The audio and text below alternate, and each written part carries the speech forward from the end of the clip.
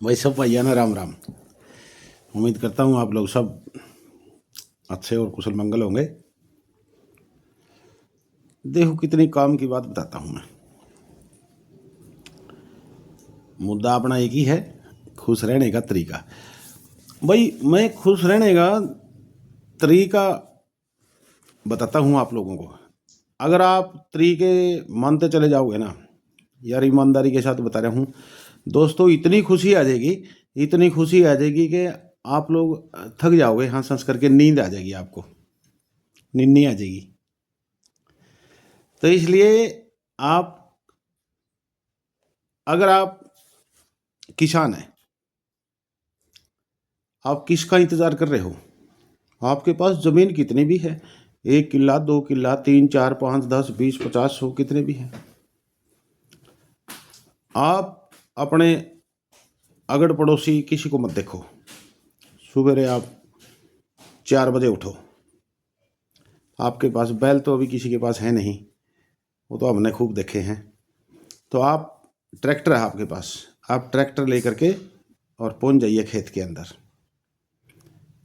भाई ईमानदारी के साथ बता रहा हूँ, आप जाते ही सबसे पहले अपने धरती माता को, जो भी आपकी ज़मीन है, खेती करनी है जहाँ पर, उसको दोनों हाथ जोड़ के नमन करो उसको। क्योंकि धरती माती हमारी माता है, वही हमें खाने को देती है। किसान उसमें मेहनत करता है,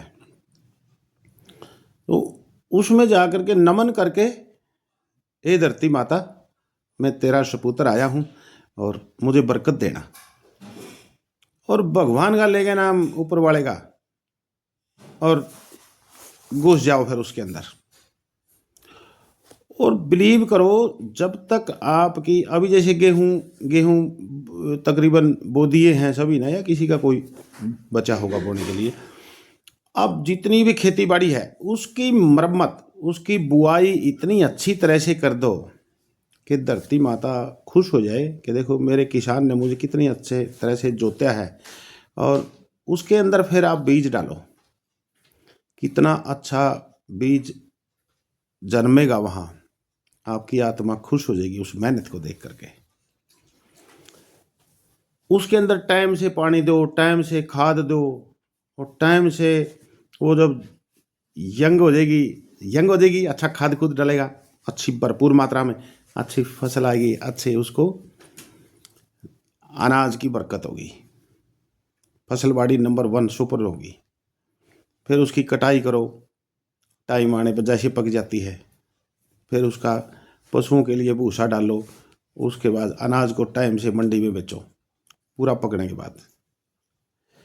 तो कहने का मतलब है, ये सिर्फ किसान के लिए नहीं मैं बता रहा हूँ।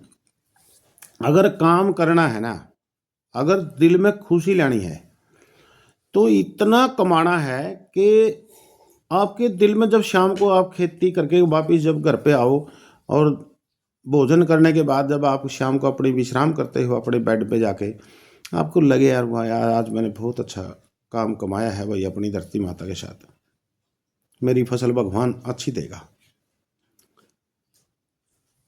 आप अपनी लाइफ में कभी वो क्या कहेगा, ये ऐसे कह रहा था, वो वैसे कह रहा था, आप पड़चंग में मत पड़ो। आप अपना भगवान का लेके नाम और शुद्धिकरण से अपने कर्म में जुट जाओ। तो कृष्ण भगवान ने कहा है कि कर्म किए जा, फल की चिंता मत कर। मैं कह रहा 6 महीने के बाद जब आपकी फसल आएगी ना, आपका दिल गदगद हो जाएगा, खुशी से बर झूम उठोगे आप, तो खुशियाँ आएगी। जब कर्म हमारा ये है, मैं किसान हूँ और मैंने खेती करनी है, तो मेरे को दूसरों की तरफ क्या देखना है? दूसरे सिस्टम को दूसरे चला रहे हैं, बिजनेस वाला बिजनेस चला रहा है, नौकरी वाले नौकरी कर रहे हैं, कोई वकील है, कोई डॉक्टर है, कोई कुछ है, उनको क्यों देखना है हमने? मेरा धर्म क्या कहता है? मैं एक किसान हूँ, मैंने खेती बाड़ी करनी है, तो मैं सुबह से शाम तक अपने खेती में ही मगन रहना चाहिए। अच्छे गाने शाने लगाओ अपने ट्रैक्टर के ऊपर, अपने साथ में गाने उन्हें सुनो और खुश रहो। टाइम से पानी पीते रहो, टाइम से खाना खाओ, टाइम से रेस्ट करो, टाइम से काम करो। देखो आपके अंदर कैसे खुशी आती है। भाई सब कुछ हमारे हाथ में नहीं है। अगर हम सोच रहे हैं कि इसको कल कर लेंगे, कल करे सो आज कर, आज करे सो अब, और जग में प्रलय आएगी रा फिर कब रहेगा कब। भाई कल क्या होगा ये किसको पता है। आज तो अभी तो पता है, आज सूरज निकल रहा है, धूप निकल रही है, सब कुछ पता है। कल का क्या पता है किसको, कल क्या होगा वो हमें नहीं पता है। तो हम सोचेंगे यार ये कल कर लेंगे बिजाई, और अगर कल कल बारिश आएगी तो मेरी तो सारी मेहनत जो मैंने 3-4 दिन से मेहनत कर रहा था सारी बेकार होगी ना भाई। 3-4 दिन की ये मेहनत बेकार होगी, और फिर अगर बारिश आएगी और मैंने कल गेहूं बोने हैं और कल बारिश आएगी तो एक हफ्ते के लिए फिर मेरी तो, मैं तो पीछे रह गया दुनिया से एक हफ्ते के लिए। एक हफ्ते के बाद दोबारा से फिर मेहनत करनी पड़ेगी, फिर वो गेहूँ पूजने पड़ेंगे। तो इसलिए अगर आपको लगता है कि यार मेरी ज़मीन बिल्कुल रेडी है, आज बोल दो यार 2-3 घंटे लगेंगे, आज ही कर दो काम। तो कहने का मतलब ये है, कर भी रहे हैं लोग। देखो अपने हिंदुस्तान जैसा देश कहीं भी नहीं है। आप देखो ना, अच्छे से सुनो, गूगल में सर्च कर लो, अपने हिंदुस्तान जैसा देश कहीं नहीं है दोस्तों।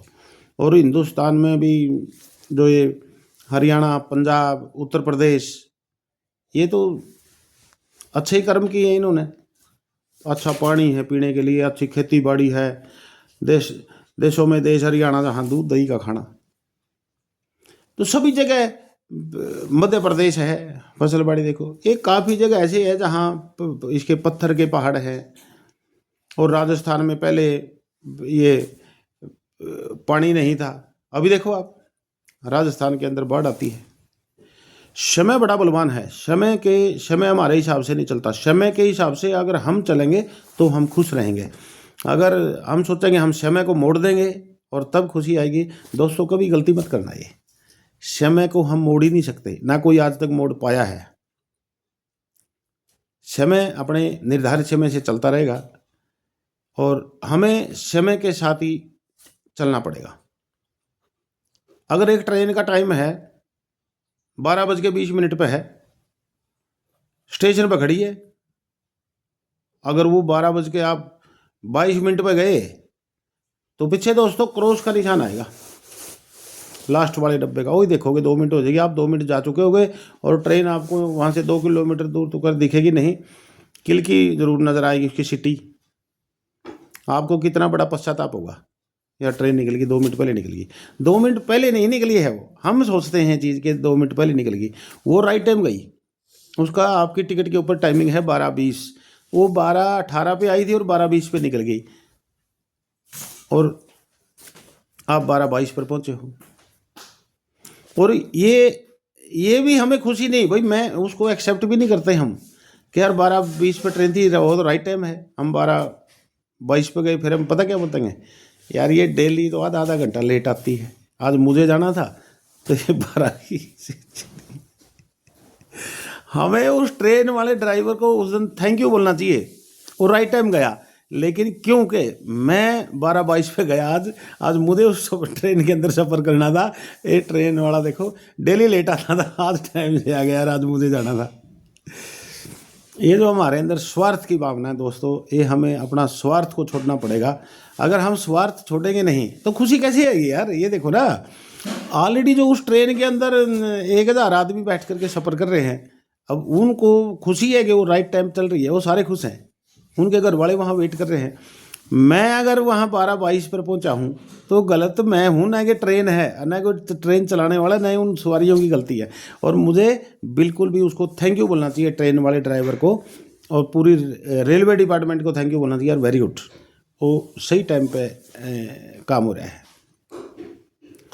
गलत मैं हूँ, मैं 12:22 पर पहुँचा हूँ, मैं अपनी गलती को एक्सेप्ट करने की बजाय क्या बोल रहा हूँ यार, डेली तो लेट आती थी, 12:30 आती थी, यहाँ 12:20 पे चली गई यार। तो यही है लोगों का काम दोस्तों, है कहना है। आप ये प्रैक्टिकल करके देखो, कोई नई चीज़ मैं नहीं बताता आप लोगों को, कोई नई चीज़ नहीं बता रहा हूँ, सबको पता है ये सारी चीज़ें। लेकिन हमें कोई याद करा दे कि यही चीज़ को, तो हम उसको, हमें अच्छा लगता है कि हम डेली इतनी सारी चीज़ें थोड़ी याद रहती हैं। तो लोगों का काम तो है कहना। आप अगर अच्छा करोगे, जो मैंने अभी कहा, आप एक अभी 7-8 दिन पहले मैंने एक सेठ ताराचंद का एग्जाम्पल दिया था। अब ये एग्जाम्पल उस जमींदार के लिए हो जाएगा जो मैं कह रहा हूँ। अगर मेरी बात मान करके उसने इतने, अगर कमाना, इतना कमाओ ना यार, इतना कमाओ, बेटियों की शादी करो, ये ले पैसे यार, बेटे की शादी करो, ये ले यार, पापा मुझे LLB करनी है, मुझे साइंटिस्ट बनना है, मुझे IPS ऑप्शन, ये ले पैसे ले यार, चिंता न करे तू, चल ले जा पैसे। क्यों? क्योंकि हमारे घर में खुशियाँ, धरती माता ने फसल इतनी अच्छी हो रखी है, हमने कमाया ही इतना अच्छा है। तो कहने का मतलब ये है, कमाना है तो इतना कमाओ कि पूरा परिवार में खुशी से भर उठे, झूम उठेगा पूरा परिवार आपका।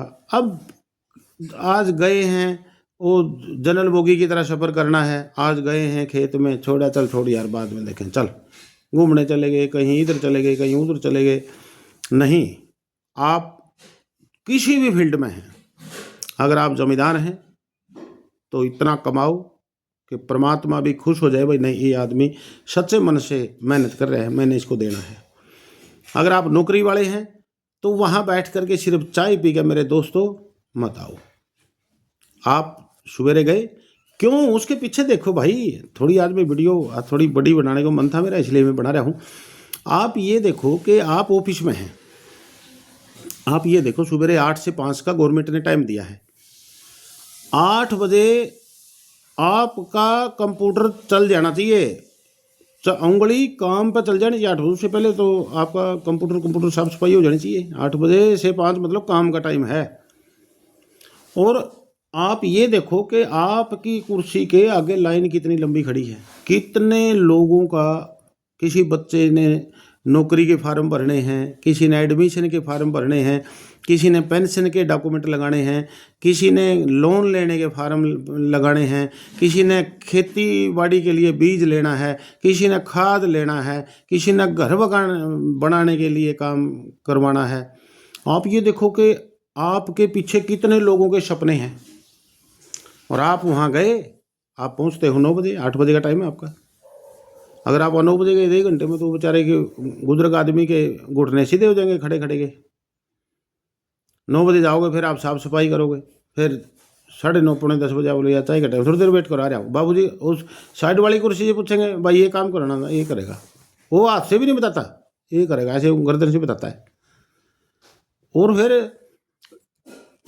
कहाँ गया भाई, कोई पीछे, जब मेरे को तो पता मेरे सामने गया, और दूसरा आकर पूछेगा, अरे कहाँ गया बाबूजी आ रहे हैं कहीं, इधर साहब ने बुलाए हैं, जबकि कोई साहब नहीं बुलाता उसको, कोई साहब नहीं बुलाता है। साहब उच्च शिक्षा प्राप्त करके बैठा है वहाँ, उसको पता है, लेकिन कौन जाएगा उधर, अफसर के पास कौन जाएगा अंदर पूछने के लिए आपने बुलाया, क्या मतलब हो जाएगा, मैं पूछूंगा साहब आपने बुलाया क्या, इसका क्या मतलब, इंटरनल प्रॉब्लम डालना। तो वो सारी चीज़ें, बशर्ते कि ये पूछना कि आपने बुलाया, बशर्ते कि इससे जाकर के वहाँ जाकर सीधा शिकायत करो उसकी, मैं कह रहा हूँ शिकायत करो उस उच्च अधिकारी, वो पढ़ा लिखा इंसान बैठा रखा वहाँ पर, उससे शिकायत करो जाएगा, ये पिछले 2 घंटे से श्रीमान जी यहाँ कुर्सी पे नहीं है। समाज के अंदर सुधार करो, उसके अंदर शिकायत करने ही कुछ नहीं है। उस अधिकारी को बताओगे सर ये 2 घंटे से काम नहीं कर रहे, और इतने लाइन देखो कहाँ तक है, इसको 8 बजे शुरू करना था, 10 बजे चाय पीने आ गया श्रीमान, एक भी फार्म भरा नहीं इसने अभी तक। वो अधिकारी आप लोगों के सामने डांटेगा उसको, गारंटेड है। वो उसको क्यों, वो अफसर है, वो ऐसा नहीं है, उससे ज़्यादा पढ़ लिख करके आया है, और समझदारी भी इतनी होगी, ऐसे नहीं बना दिया उसको किसी ने अधिकारी बनाया है, तो उसको इतना नॉलेज भी है। उसको शिकायत करो 100% उसकी कि सर ये देखो काम नहीं कर रहा। सिस्टम को ऐसे सुधारा जाता है। कोई ज़रूरी नहीं है कि मतलब कोई गांव का सरपंच पंच या कोई मौजूदा आदमी ही कहेगा किसी को, नहीं। अब जब आप एक नॉर्मल, मैं आम आदमी हूँ, कोई भी आम आदमी है, आप जाओ स्कूल के अंदर, अगर आपको लगता है कि बच्चे स्कूल में आवारा घूम रहे हैं और कोई वहाँ देखभाल नहीं कर रहा, मैं चैलेंज के साथ बता रहा आपको, आप जाइए और सीधा प्रिंस उसको हेड मास्टर को बताइए, मास्टर जी ये देखो क्या हो रहा है, इस क्लास के अंदर बच्चे नहीं हैं, भाग रहे हैं, कैसे बाहर घूम रहे हैं और कोई टीचर नहीं है उनके पास, या क्लास में कुपत मचा रहे हैं बच्चे, ये देखो इस क्लास के अंदर टीचर नहीं। आपके पास पूरे अधिकार हैं भाई। ये सब कुछ प्रॉब्लम क्या है कि ये सब कुछ ही सरकार करेगी या कोई भी, ये बस जिनकी जिम्मेवारी वही करेंगे, बाकी किसी, हमारी सब की जिम्मेवारी, देश हमारा है, हमारी सब की जिम्मेवारी है। हम कहीं पर भी कुछ भी, किसी को भी, किसी भी ऑफिस में जाकर कुछ भी कह सकते हैं अगर हमें लगता है गलत है। आपको लगता है किसी भी डिपार्टमेंट का आदमी को रिश्वत ले रहे हैं, आप उसके सीनियर अधिकारी को उसी टाइम बोलो जाकर, सर ये लो, ये मैंने वीडियो बनाई थी इसकी, ये वीडियो रही इसकी, ये गलत काम कर रहा था, ये लो इसका प्रूफ। देखो उस दिन के बाद कोई वीडियो कोई रिश्वत लेके दिखाए। लेकिन ऐसे काले हाथ पहुँचने से नहीं, किसी को ऐसे ही किसी को धमका देना, ऐसे ही तानाशाह कर देना कि तो गलत काम कर रहा है, ये काम नहीं कर रहा, नहीं, प्रूफ ले जाओ सीनियर अधिकारी के पास, ये सर ये देखो ये काम नहीं कर रहा बंदा डिपार्टमेंट के अंदर, इसकी वजह हमें तकलीफ हो रही है, सारे सुधर जाएंगे। भाई घर के अंदर देखो, आप घर के अंदर देखो, अगर मान ले सपोज करो हमारे बच्चे हैं, अगर हम रिश्वत का पैसा कहीं से ले आएंगे तो औरत को भी लालच बढ़ेगा कि पैसा आ रहा फ्री फंड का, बच्चे देख रहे हैं, वही सीखेंगे। फिर ईमानदारी का लेक्चर किस लिए? ईमानदार कैसे कैसे हो ईमानदार? सच्चाई, ईमानदारी, वफादारी तो तब है ना जब मतलब वो उधर उनको ये लगेगा कि हमारा बाप ईमानदार है, हमारी माँ ईमानदार है, कितनी मेहनत के साथ माँ ने मेहनत के साथ परोठे पो करके और अच्छी वर्दी पहना के हमें स्कूल में भेजा। पिताजी हमारे बहुत ईमानदार हैं, हमें खेती करके नौकरी करके जैसे भी अच्छा पढ़ाया है, तो अच्छे संस्कारी के बच्चे बनेंगे। आप सपोज करो, मैं कह रहा हूँ कि आधे जो खुशियाँ ना वो हमसे 50% खुशी तो माँ बाप दे देता है। अगर माँ बाप आपस में लड़ रहे होंगे, बच्चे सीख रहे हैं ना भाई, देख रहे हैं ना वो, तो क्यों लड़ते हो यार? लड़ाई किस बात पे? पति पत्नी की। माँ बाप कैसे उस उम्र में जाके क्यों लड़ सकते? क्या कारण हो सकता है लड़ने का? उसको प्यार से भी तो बता सकते हैं हम। अगर आपको कोई चीज़ पसंद नहीं आ रही ना, अपनी वाइफ को हम प्यार से भी बता सकते हैं उस चीज़ को कि ऐसे कर लो, वो चीज़ बच्चा सीख रहा है। तो बच्चों को ट्रेनिंग सारा ठेका स्कूल पे नहीं है कि मास्टर ही सब कुछ बता देगा। जो संस्कार है ना, संस्कार तो हमारे घर से हम सिखाते हैं। वो डिसिप्लिन सिखाएगा, मास्टर सिखाएगा, क्लास में लाइन में बैठो, जब कहीं एक जगह से दूसरी जगह जाना एक लाइन में चलो, जब प्रेयर चल रही है तो चुपचाप बैठो, हर संडे अपने नाखून काटो, स्कूल की जो यूनिफॉर्म है साफ सुथरी पहन का हो, एक दूसरे की चोरी मत करो, वो सिखाते हैं टीचर। भाई मेरे को गारंटेड बता रहा हूँ, मुझे अभी भी याद है हमारे मास्टर सिखाते थे ऐसे कि चोरी नहीं करना, ये किया वो किया। और अभी तो पता नहीं मुझे स्कूल में मुर्गे मर गया का पता नहीं, लेकिन उस टाइम तो कुकड़ों को होती थी भाई। पीटीआई का डंडा चलता था उस टाइम।